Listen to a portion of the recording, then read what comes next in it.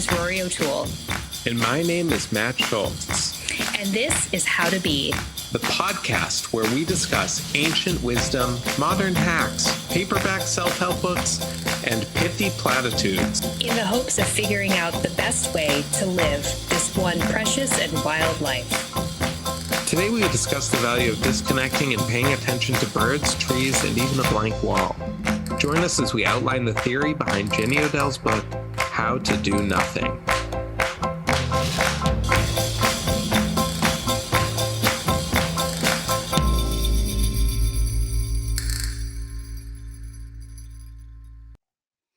Hello, Rory O'Toole. How are you?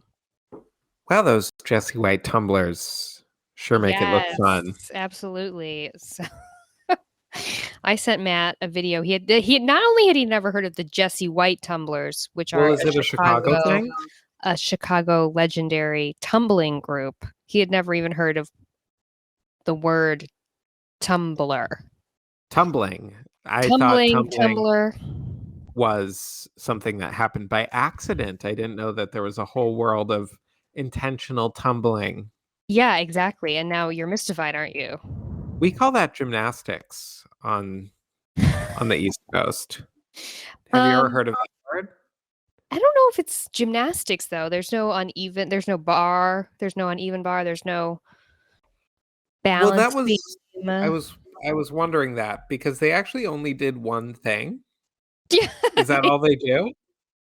Well, I didn't watch it, actually, the video I sent to you, but they basically make pyramids and jump over them. Yeah. Mm-hmm. Tumble over them. Somersault over them. They do a front flip very far. And this actually speaks to a question I meant to ask some people the other day, and you included, but forgot. Do you think you could do a somersault? Of course. Okay, I knew you were going to say that because you believe in your athletic ability. You have a deep belief in your athletic ability. I know that you did one when you were 7 years old, and you think that never goes away. I think I've done a somersault more recently than that, and it is a little perilous because of the fear of breaking one's neck. And can you break your neck from it? Because my mom used to always tell me not to do them because I would break my neck. I think you could break your neck. Now, here's a question I have about breaking your neck. If you break your neck, are you dead? Now, that's a good question. They always portrayed it like that, didn't they? Yeah, like like the media broke his neck. They broke their neck. They died. They broke their neck. That's how you kill an animal. You break their neck. Yeah, that whole, twisting someone's neck. How does that work so quickly? The neck is apparently of vital importance to the continuation of life. It's like instant death if you break their neck? I don't know, which is why like a somersault hardly seems worth it. Though I do want to say that I think I've done a somersault in the last 5 years. But you can't recall? What makes you think that? I can recall the feeling of I can recall the terror of worrying as an adult, of having an adult's fear of breaking my neck. Sure. It's not a childhood memory because there's an adult concern for my neck health. And actually, Sam's dad broke his neck recently. Oh. And he's alive. He lives. Yeah, he was playing squash and hit the wall. Now, what does that mean? Is he like a single vertebrae? A fracture in the bone. Vertebra. If he had a fracture in the bone, I think he had to have surgery, and he was wearing a neck brace for a while. Terrible. Terrible. Yeah. Let's dive in. Okay, so today we're talking about, today we read a book, not today. We spent many hours prior to this podcast reading the book, How to Do Nothing by Jenny Odell. And it is a book not about how to do nothing. No, it's a mistitled book. It's a mistitled book, and that might upset some people as it did me. It upset many of the reviewers on Goodreads.com who were expecting a how-to guide about how to do nothing. How to do nothing, here's the book. It's not about that. Now, I personally found that it still gave me exactly what I was looking for, but in a different way than what I originally thought.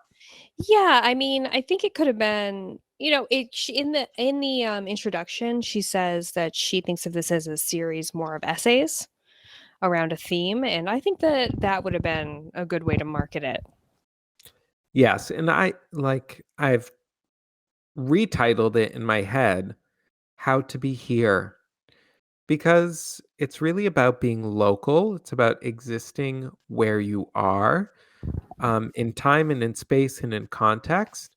And she sort of poses that as an alternative to being everywhere and nowhere, which is the premise of our online social media, constantly connected culture. So the subtitle of the book is not mistitled. The subtitle Resisting the Attention Economy is a good subtitle. No, this It book will is. not teach you how to do nothing, but in a sense it will tell you how to resist the attention economy by participating in local ecology and local culture and local economy. Mhm. Yeah, it might even also be better titled, aptly titled, "Why to Do Nothing," because she does spend several chapters explaining why it's important, to be retreating from our online societies that have sort of wreaked havoc in the fabric of our lives. Yeah, she hits the why question. She does not answer the how question. And That's you a know what? question. It's because there's no real good answer to that. And I think she actually talks about that a little bit. That to give you a simple answer of how to disconnect is to give you sort of a faulty answer. Like all of these that guide exists. It's out there in the world. Set the timer on the app, blah blah blah. It doesn't work. It's not working. We're still stuck. Yeah, and so she says, a quote I liked from the book, from the introduction, um, that I wanted to discuss with you. She says, social media has a financial incentive to keep us in the profitable state of anxiety, envy, and distraction. And I wanted to ask you, what do you think social media causes most in you? Anxiety, envy, or distraction?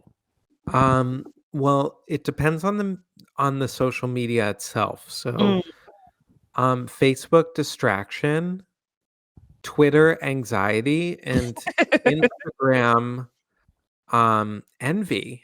mm, And I'm these days I'm most drawn to Twitter because it engages my sense of outrage, it engages my sense of doom.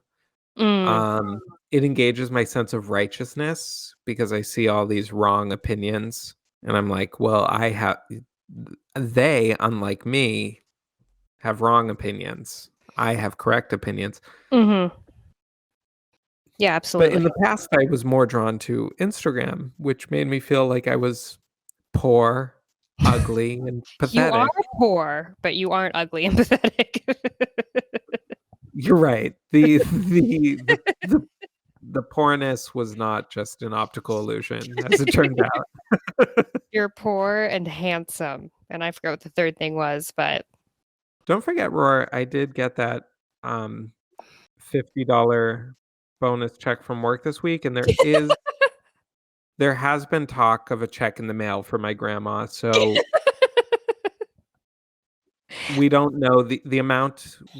Who can say what the amount is? But for me, social media is like major distraction, a little bit of anxiety, less so envy. But I always thought that like I was superior to people by that fact of like, well, it doesn't cause me envy. It just occupies my time for 600 hours a week. That's nothing. That's not bad. And now I'm starting to realize now as I get older and like I'm have my as Mary Oliver says, how do you want to live this your one wild and precious life? Been thinking about that a lot, and I know that I don't want to live it on my phone.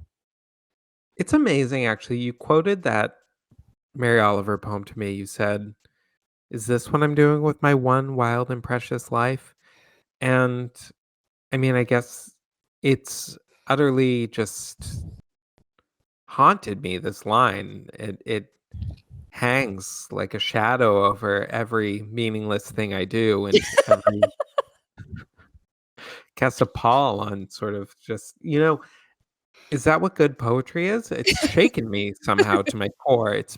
It has made me aware in a very visceral sense that this is my one wild and precious life.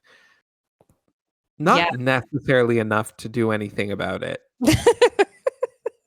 But enough to be sad. A little But disappointed. enough to be sad. And you know what? That is, I think that is what Jenny Odell says in this book also, is that she goes, none of those articles about how terrible social media is for like our society, our souls, our mental health, our quality of life, none of that all makes us feel bad about ourselves, but none of it somehow is enough to get us to like actually turn away from Twitter, Instagram, Facebook, whatever it is, Mhm. and LinkedIn. And what has proven more effective for Jenny Odell is actually supplying herself with something else to pay attention to. Yes. I So, mean, that's where the how comes in, I guess. yeah. Is she says she spends time really in nature. She Yeah. kind of more than that, though, I think she even takes it really a step farther and just tells people to look around and observe their surroundings. Learn the local fauna, Mhm. learn the local flora, learn the names of the trees. The name birds and trees are huge to this book. Mhm. Yeah, and I was wondering myself, she's not just talking about being in a space and paying attention to a space. She's really talking about acquiring knowledge of where you are. Because she's not saying just look at the birds, observe the birds, see the birds play in the sky, fly in the sky. She's saying, who are those birds flying in the sky? Let me learn about them. Yes, and I would say that actually is essential to the act of seeing. Like being Mhm. able to describe, if you can describe it, if you can say it, you can see it. Mhm. Put that on Yeah. a bumper sticker. That you can quote me on that. Matt Schultz. If you can say it, you can see it. Because I mean, I thought this was a very powerful line. She says, like, never again will it just be like a clump of green to me. Like when I look at nature, I see a clump of green. Mhm. Yeah, She so knows the names of the plants. So it's no longer just this, by having the language, it comes into focus. let me tell you, I would have appreciated a little more instruction because I decided to give this a little test run Mhm. in a couple ways. One, I bought the Sibley Field Guide book to Birds of the West. Oh, Birds of the man. West.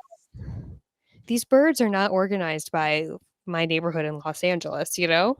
It's some sort of other order, and the birds are hard to see, they're far away. They don't stay Yeah. still, okay? And, Well, yeah. Yep. yeah, They I do not. spent a long morning looking through this book saying, "What was that bird we saw? Was it this one, Sam? Maybe it could have been this one?" Hmm. No, yeah, that'll never work. So, I mean, when I first went bird watching a few months ago, I thought, I don't know what I thought. I thought the birds would just be lying there in the trail like big chickens, big motionless chickens for me, ready to be observed by me. They were not. You need to go bird watching, like you can't because you're not just going to see them when you're out walking, because you need binoculars. But I have found, um I got a bird feeder as a gift for my birthday this year from my friends Lucy, Dee Dee, and Alfred. Which, Roar, I I can't just do wanna that. say I live off a filthy alley in a filthy city. yes, but I just wanna say we had a little, off-camera debate about whether or not my desire to look at birds was purely from this book or if it existed beforehand, and I was lying about it existing before this book. And I would like to submit this bird feeder that No, was a no, no, my no, no. birthday as evidence because I asked for it. No, no, no. I did not think that your desire to see birds came from this book. Okay. I thought you said you've always had a special relationship with birds. To which I said, No, no. you're right. That's not true. I do not. Roar, let me ask you a question for a change. Would you rather date a breeder of French bulldogs? His whole job is watching these bulldogs have sex, and he's in the room with them. My brother and sister-in-law are currently waiting for a dog, and their breeder said to them, "Oh, I think the dog's finally pregnant." They had a really good session. Ah, So that gives you a sense the of what this man's horror. job is. Uh-huh. Or a coach, a gymnast coach. No, dog breeder. Don't even need to finish that. You need to say it. The original version that I said to Lexi was gymnast coach or male gynecologist, and it was too easy. Gynecologist. You'd rather date a gynecologist. Well, this isn't for me. These are designed for a woman's. But she said she would Right. rather date a gynecologist. Yes. Obviously, because, yeah. It's got a good job. It's a good job. It's a good job, yeah. Anyway, so I wrote something on my Twitter about the movie Don't Look Up and, sort of my take on the movie Don't Look Up, which, as you know, was a negative take.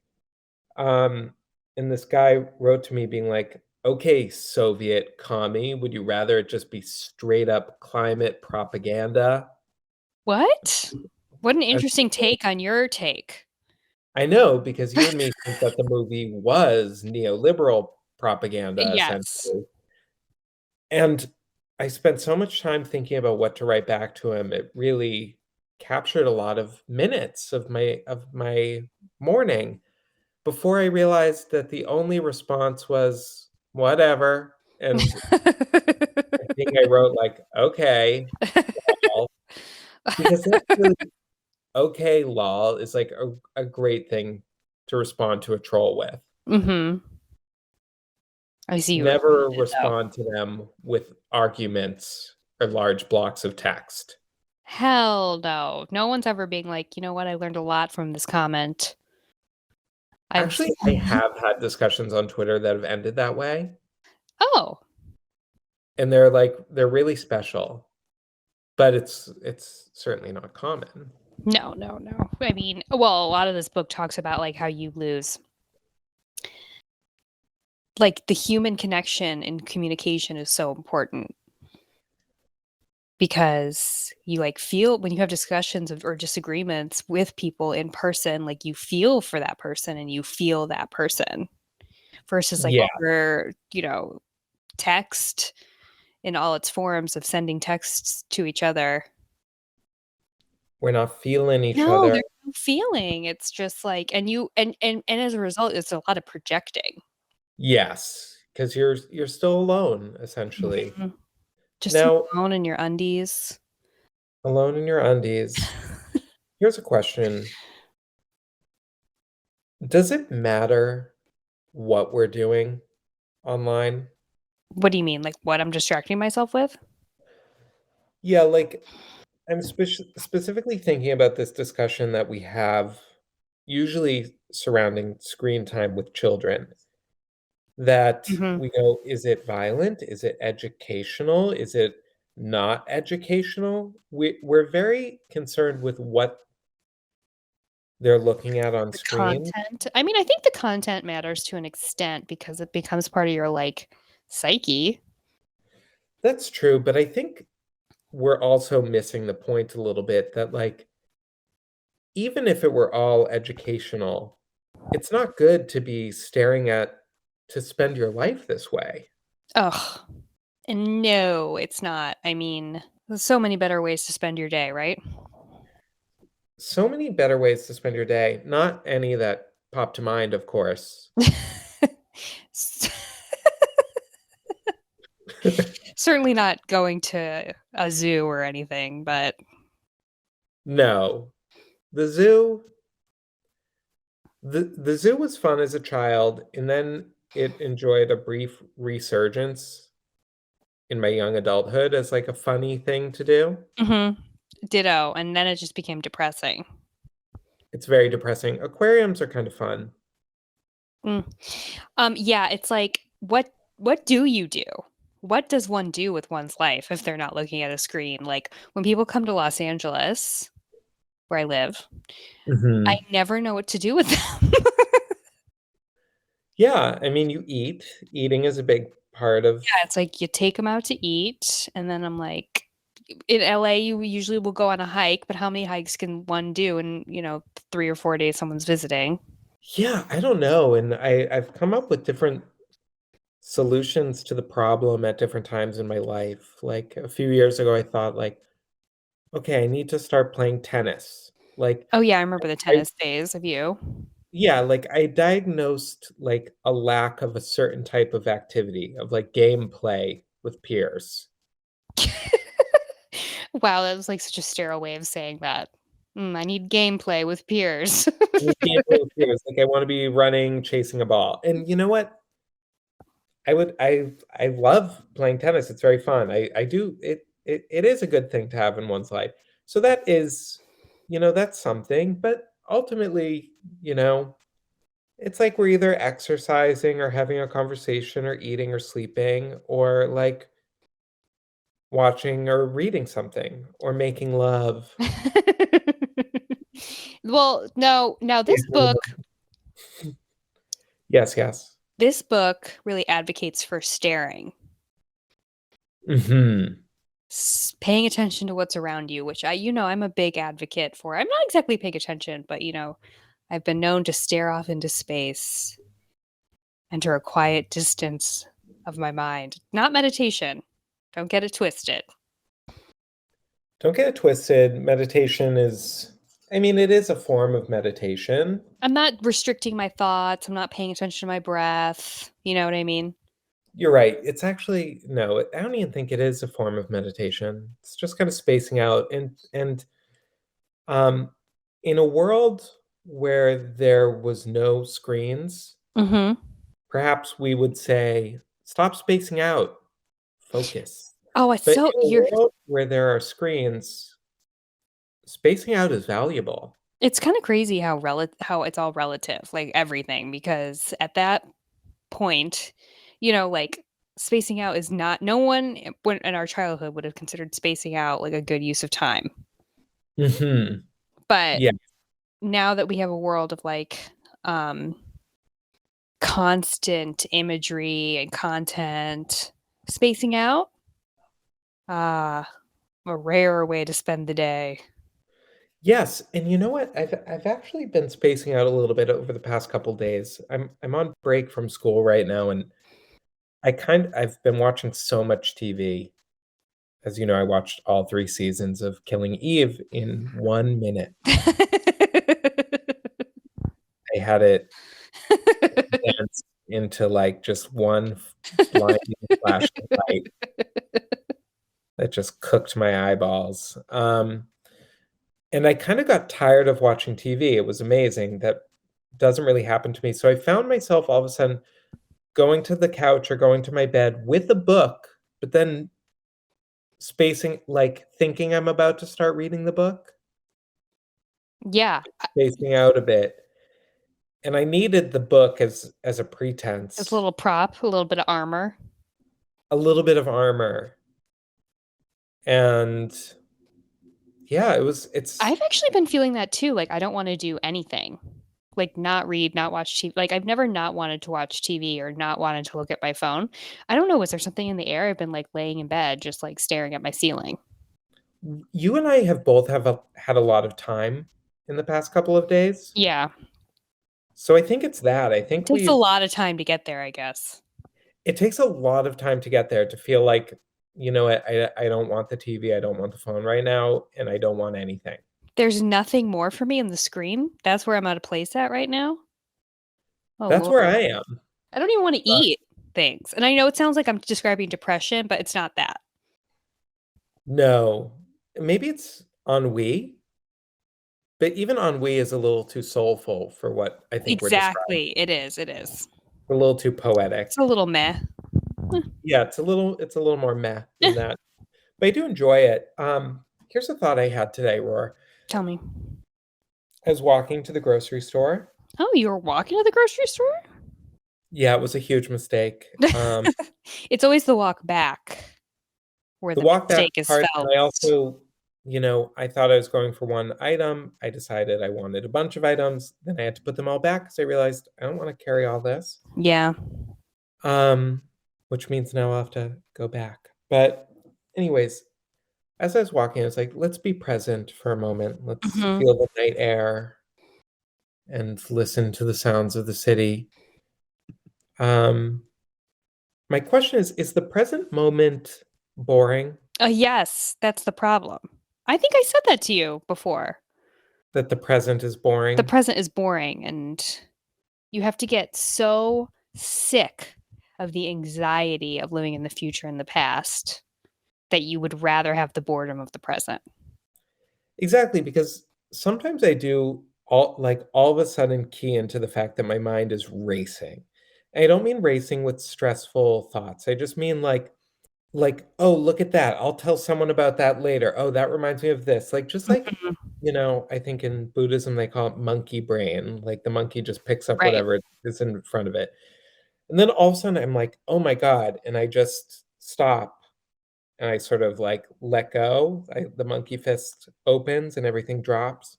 It's a huge relief because I was doing all this vigorous mental activity Right. without even being aware of it, and it was so cluttered and tangled and just hideous. It's a hideous feeling. And then when I let go, it feels really good. But then inevitably I'm like, so what is there, just staring at my Yeah, exactly.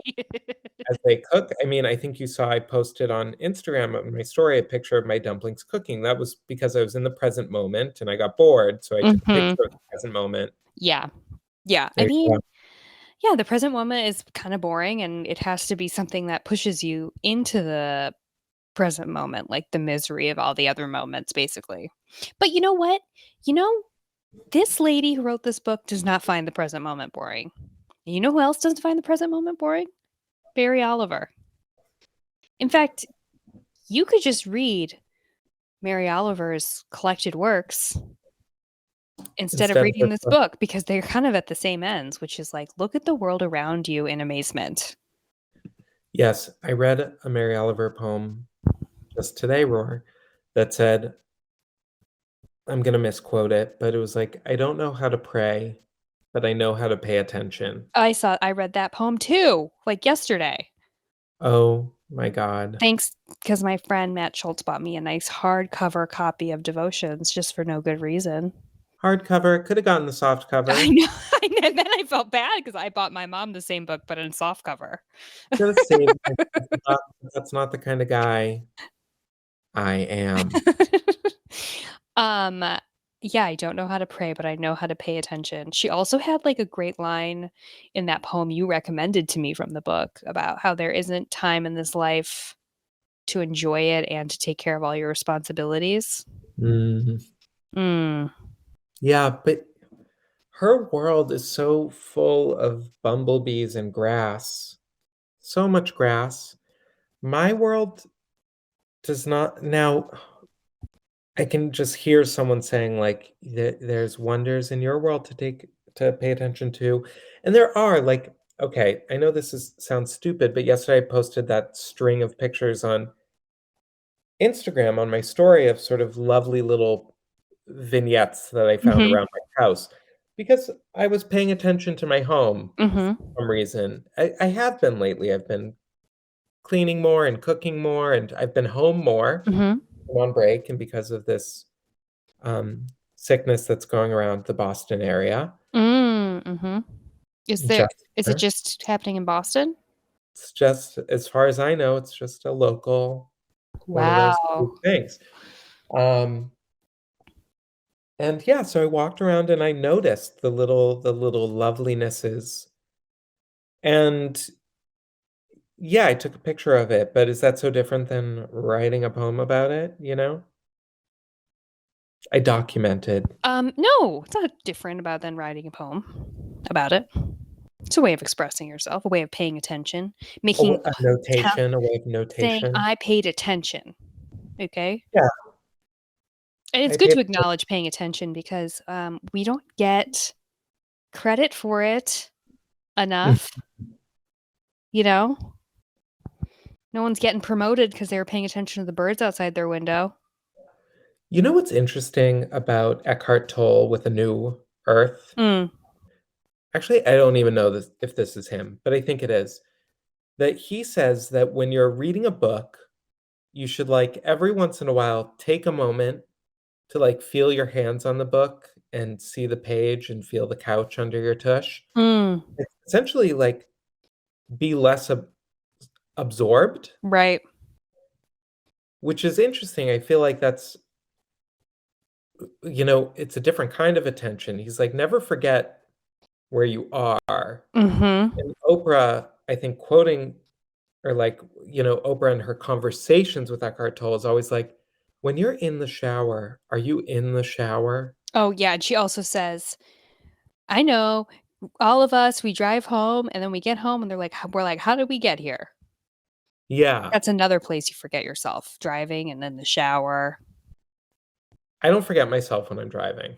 Ugh, totally forgotten. And I'm sitting in that car, Matt, and I don't have music on a lot of the time because I'm so absorbed in thought. Mm.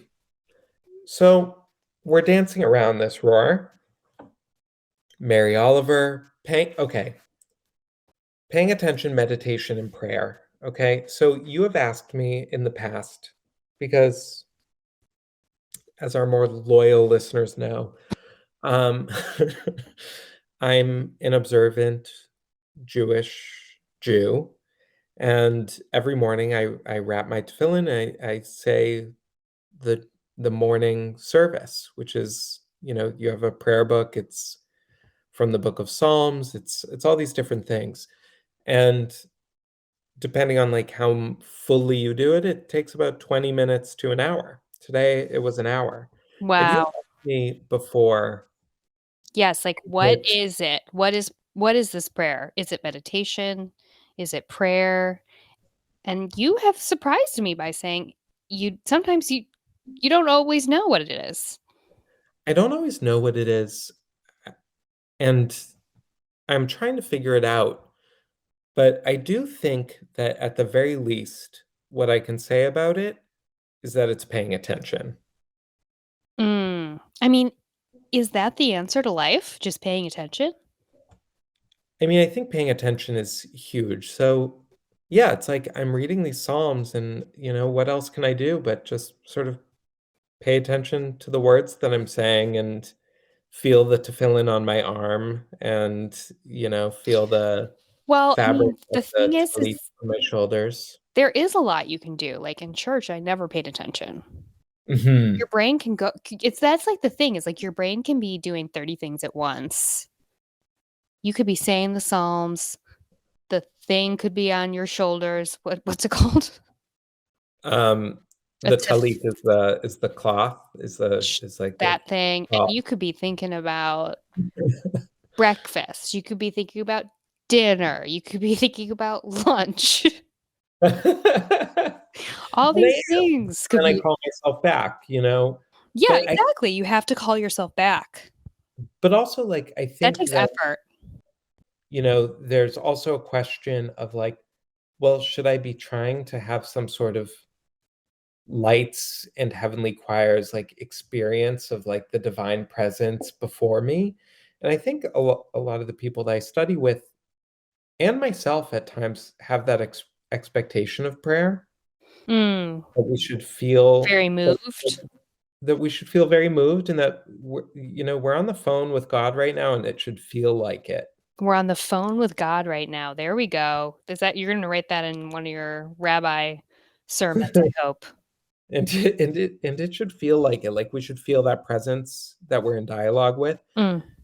And I've come to realize that, at least for myself, that's an unproductive and unrealistic expectation, and that really the only thing that I can attain to is attentiveness to the words. And whether or not God shows up, well, that's God's business, honey. You know, I'm doing the work and I'm staying out of the results. I'm showing up and I'm paying attention. And I think in the that's words enough. of Danielle Staub, The Real Housewives of New Jersey, pay attention. I got arrested and I was engaged. Pay attention. And then Teresa says, pay attention. Pay attention. And she flips the table. Wow. They really talked about paying attention there, you know? They did, you know? Meditation is simpler. You just pay attention. Yes, you just pay attention. I mean, yeah, you get meta with your thoughts, with yourself. You allow There's no thoughts to be there. expectation. Well, I think people actually do, when they start meditating, have some sort of expectation of lights and sound of special effects. The fog machine. Do you know what I'm talking about? Oh, of Like course. having I mean, I think that's why like people don't like stick with it. Yes. Because it's like it's a slow burn of like impact in your life. Yes. And I mean, we've discussed this before. I don't even think it's really productive to talk about meditation in terms of the impact in your life. Yeah, but I think that is just like, I disagree. I think it can only impact its own moment. That like your 30 minutes of sitting presently, like that's life, baby. You were present for that 30 minutes. Good for you. I guess, but like you and I have both admired the serenity of people we know in our lives who meditate.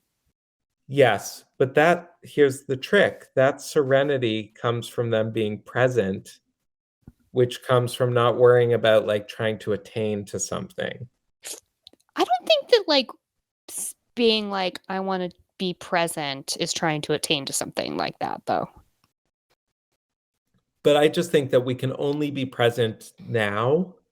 And if we think that like we're going to meditate and meditate and meditate, and then all of a sudden at some point down the road become the person we're trying to be, I think that's a flawed attitude. And I think it's actually very similar to the Alan Carr quit smoking, which I've talked about before, which is like, don't stub out your last cigarette and then think that if you just get through the next 4 weeks, then something magical is going to happen and you're going to have become a real quit person. Stub out your last cigarette and go, I'm free now, baby. I'm out. Because you just quit. After your last cigarette, you're quit. You're free. You're out. Like, I think all of the best revelations of life come from that. Like, start here, start now. This is it. Yeah, but I don't think that I don't think that you're detracting from it by saying like, I have these problems in my life that are like bigger than me sitting on the couch one day. Like it's the beginning of what I hope to be like a progressive journey of like being able to like regulate my thoughts and emotions more. Sure. I understand what you're saying. And I do. I mean, I understand what you're saying too. It's how I used to feel about meditation. I think that they're both realities. And I think that in order to, like, I think the progressive one, the one you're talking about, like we need that motivation to even start the practice. Exactly. Like I don't think that people like would do the meditation you're going to do for the reason you're going to do it, kind of. You know what I mean? Exactly. But that's also like, in Buddhism, like freedom from desire. Well, you're not going to go down this path unless you have a desire to be free from desire. So Sure. like we have sort of an earthly urge that comes from our untransformed consciousness that gets us to do the practice that will transform our consciousness, which will make us realize that we were there all along. No matter where you go, there you are. I don't know if this is part of the podcast or not, but I think I found a better way to describe to you why I all of a sudden found gravity so creepy. Yeah, being perpendicular to the earth. Yeah, she talks about being perpendicular to the earth. Not she, I talk. Or does she talk about you? She quotes it. She quotes me? No, she quotes that's not you. That's Chappelle. Oh, I'm getting it confused with my own thoughts about my own obsession with being perpendicular to the earth. Sorry. That must be why you liked that quote in the book. I always imagined myself just hanging perpendicular off the earth with my shoes glued like Pippi Longstocking when she's walking on the ceiling. Oh, that's a fascinating image. Like you're upside down like a bat. Yeah, like the earth is round and here I am just perpendicular to it. That's actually a crazy thought. Like here all of us are sort of hanging off of it. Yes. From our feet. Yes. I don't know if that calms the anxiety or does it doesn't. For me, it increases it. My sudden feeling that gravity was creepy. We all sort of take it for granted that we're on the ground and that things go down. Like, like the chair rests on the floor. Sure. And all of a sudden I started like conceiving of this as if it was a magnetic force, because that's really what it is. Like in the same way that like a magnet sticks to another magnet and is like zoop to it. I shouldn't make that sound.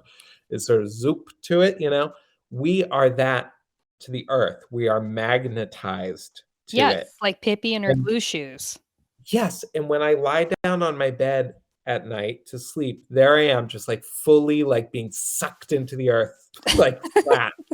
My whole surface area just being like pounded into the planet. And all of it, Roar, the fact that our cars have to like roll because that's the easiest way to slide across this like sticky surface that we're all stuck to. Really. It's so bothersome. It's very bothersome, and not that I would have it any other way. Well, no, there's no good alternative, is there? There's no good alternative. I would love to experience weightlessness in space. Would you do that? Would you do a separate sensory deprivation tank? Yes, in fact, there's a place like hell to the no of my house called Float. Oh yeah, that I want to go to. Just float a chain. Yeah, you float. You go in that like pod and just you have no senses. Hell no. I want to try. I mean that's paying attention right there. Is it? I don't know what it is. Losing your attention. I don't know what it is. We'll find out. Yeah, you should do it and then we can review it on the pod. Yeah, is that how to be floating? I like to float 2-3 times a day. Okay, so something I actually wanted to talk to you about is in this book, she talks about Martin Buber's book, I and Thou, a lot, which is a book that I always wanted to read, in my high school ethics class. Other ethics classes read it, but my ethics class didn't read it. And I know you've read it. In Killing Eve. They talked about I and Thou in Killing Eve. Oh, wow. Okay. Yeah, they discussed psychopaths in terms of I and Thou. Because the theory of I and Thou. Did you say I and Now? I and Thou. I and Thou. I and Thou by Martin Buber, who was a Jewish philosopher and religious philosopher. Jewish, did you hear that? You get to count him. That's for me. And really one of my first sages that drew me in into the Torah. But his whole philosophy is that we experience life in two fundamental modes. There are two fundamental modes of experience, which are two fundamental modes of relationship, because all of life is relationship. So there's the I thou experience, the I thou relationship, and the I it relationship. Yes. And so I didn't quite understand it, what she was saying. So I'm wondering if you can help me, Matt. I think I can. Jewish philosopher in training. I'm going to try and be succinct, but the I-you relationship is when we sort of really relate to someone or something. It can be a tree, it can be a person, it can be a cat, and realize that whatever categories we have Can for it that be my person, bed? it can be your bed. Oh. Whatever categories we have for that person, tree, person, cat, bed, the thing we're looking at is an infinitely complex, infinitely unknowable thou. It is a thou. It is this living expression of God, a living expression of reality that's just fully itself. And when we relate to something that way, we're fully ourselves. We don't flatten ourselves into categories in that moment either. We are whole and we relate to another person or thing as whole. So like it's kind of, is it like the disillusion of categories? I'm not sure if they dissolve, because one thing he says, he's discussing having an I and thou relationship with a tree. He goes, you don't have to forget. Nothing must be forgotten about the tree. You don't have to forget that it's an oak. It's an addition, not a subtraction. You're not. So this isn't sort of, an experience of all the boundaries of life disappearing, but rather an experience of something stepping forward into its true fullness. This tree, it's not just a tree, it's not just an oak. It's this living thing in front of me, and I'm really relating to it, or this real person in front of me. And it is just the opposite of that. It's when we look at someone and kind of all we see are their categories. We're like, you mean the I-it relationship? The I-it relationship. Look at that rich lady. With her pulled face. Look at that rich lady with her pulled face. And what he tells us is that the I of that relationship is a different I than the I of the other relationship. When we relate to something as an it, we turn ourselves into its too. It's reciprocal. A poor lady? A poor lady. Yeah.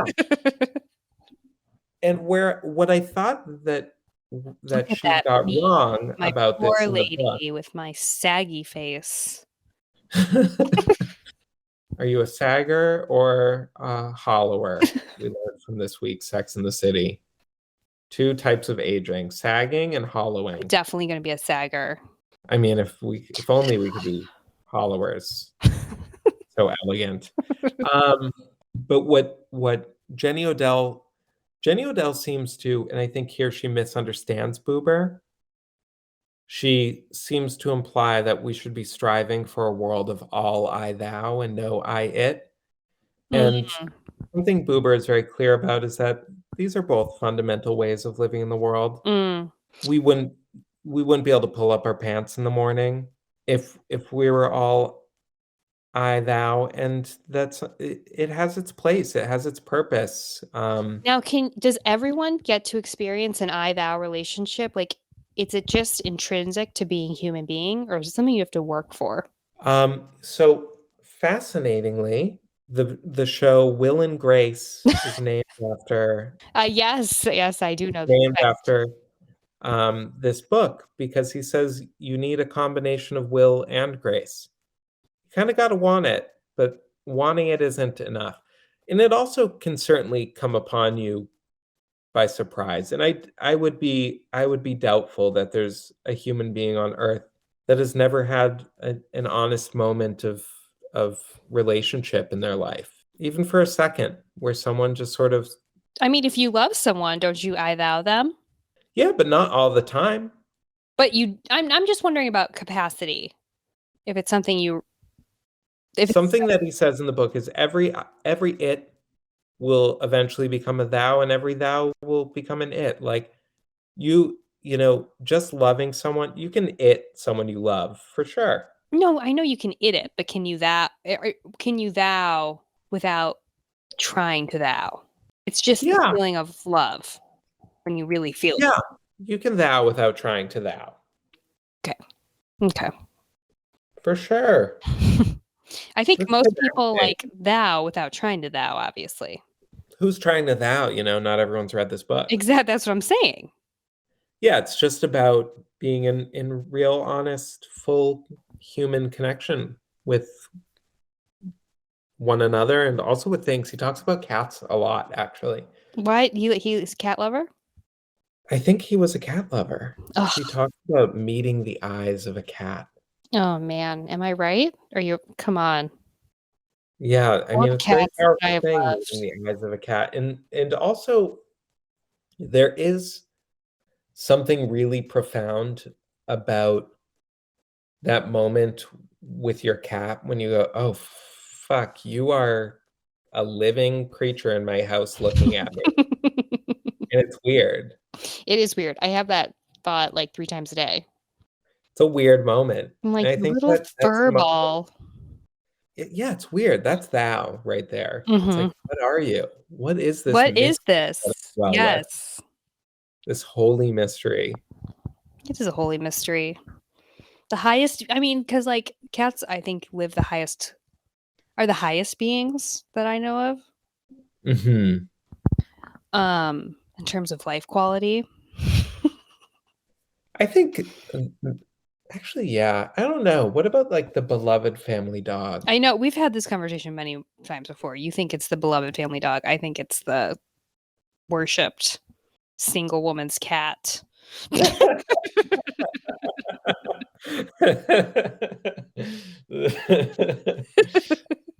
I mean, I think you're actually probably right. The dog's attachment style has some anxiety baked in. Yeah, it wants too much. It wants too much. And that's why we think it's all about the beloved family dog, because it mirrors our own anxieties. Mm-hmm. Yeah. Cat models a savoir-faire that like, we can't even fathom. Exactly. That is the thing. It's like fascinating, admirable. What is savoir-faire? Did I use that right? I don't know. I only know laissez-faire. I meant it to be like oh no, I used it wrong. The ability to act or speak appropriately in social situations. I meant like an ability of like actually enjoying the life and being independent that we can't even. No, because they're not joyful. They're just like they got it all figured out. They're very entitled. They're entitled. They're entitled. They know their worth. They really know their worth, yeah. And you can leave them alone and they'll be fine. They have no issue staring into space. They love it. Like we would go to bed, me and Jesse, my old roommate, and we would be texting each other from our bedrooms, being like, what is the cat doing out there? Because he was having the time of his life. I don't know what the hell he was doing. But he was knocking shit over, dancing. Omelet, pouring some wine. Yesterday, as I was falling asleep, I often look at my cats, any cat, actually, any good cat cat living a good life, and long to be the cat. I always thought that I would easily discard this human form to be a cat. The only thing I could think of that is better about being a human than being a cat is that cats don't laugh. Yeah. I think they have fun, but laughing is the only superior function, I think, of humanity. So my dad's dog, I play tug of war with it, as one does with a dog. Mm-hmm. And I've noticed that if I'm trying to get the thing from him and I can't, he won't let it go, I can tickle him and he lets it go. Mm. And this has raised the deeply disturbing possibility that dogs are ticklish, but are trapped behind their impassive, non-laughing faces and like unable to express Express that it. they're being tickled, which is like, I don't know, that to me is as creepy as gravity. It's like, what? I mean, laughing also is sort of like a mask that conceals how we really feel about tickling, which is that we all hate it. Horrendous experience. It's kind of weird that we laugh at it, actually. Like, it's that like the great incongruency of having a body and emotions Yeah, and a mind. I mean, when I Things was a are not in babysitter, alignment when you are being tickled. no, and very few people like it. And when I was a babysitter for a 1-year-old for the entire first year of his life, I would tickle the baby and he would laugh, and it was delightful. It was delightful. It was beautiful to see his laughter. And then at some point during the year, I had this thought, and I was like, I hate being tickled, and yet I laugh. yeah, and I never did it again. I was like, I wanted to start like a movement. Like we should not be tickling babies. Like it could be torture. That could be, a really unpleasant. I hated being tickled when I was a Me kid, too. but people always did it because you're laughing and a child's laughter is like a rainbow.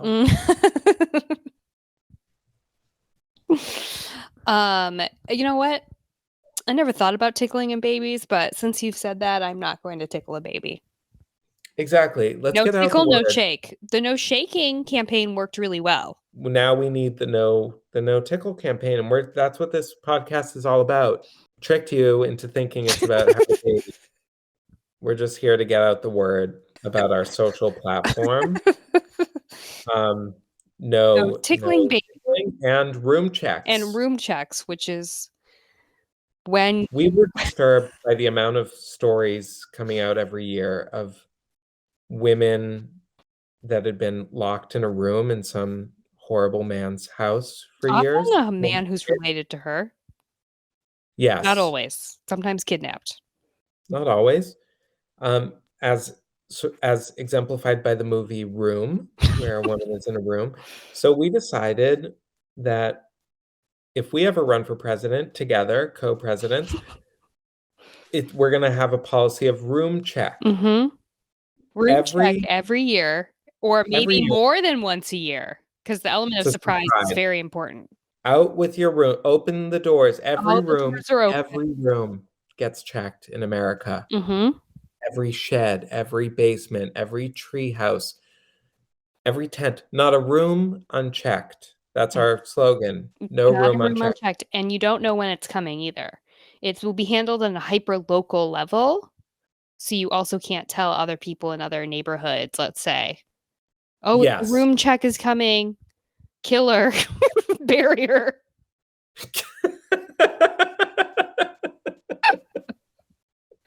And we think that in the first year of room check that we will free thousands. I think thousands of women will be freed. Yes, I do. Hopefully after the first year we'll never have those kind of results again. No. I think after the first year, a dozen. And you know what will happen then in like 20 years? People will say, why we're only freeing like one woman a year with this. Let's stop doing it. They will have forgotten what it was like to live with unchecked rooms, and then they'll stop doing it. They'll cut the program, and then you know what? That's the way it works. It's like with vaccines. We forget what it's like to not have the solution, and so we stop thinking the solution is necessary. Not to be a Fauci propagandist. No, but the fact that there are women in rooms right now and we're just sitting here perpendicular to the earth, unconcerned, keeps me up at night. I mean, we're concerned. You and me are. Well, we are, yeah. I don't know about the rest of the people on this horrible gravity slicked earth. So pay attention. Pay attention to your neighbors, okay? Because you know what? They say it's never the ones you suspect, but it's always the ones you suspect. That's the thing I was going to say.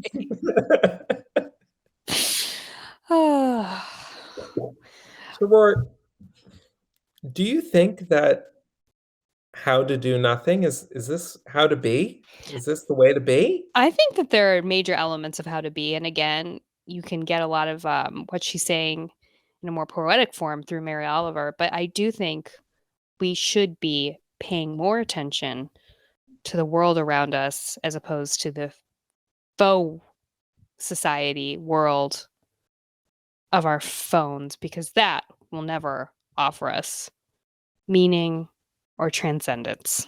100% agree. I think we want to learn the names of birds.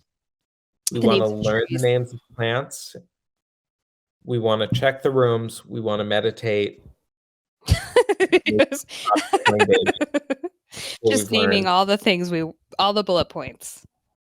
All the bullet points. That's how to be. How to be. Mm-hmm. Pay attention. Know your flowers. Know your birds. Check your rooms. Don't tickle your babies. And with that, folks, we'll see you next episode. See you next time. We got some real great stuff coming up. We really do. Can't wait to continue the conversation. Absolutely. Bye, Matt. Bye, Rory.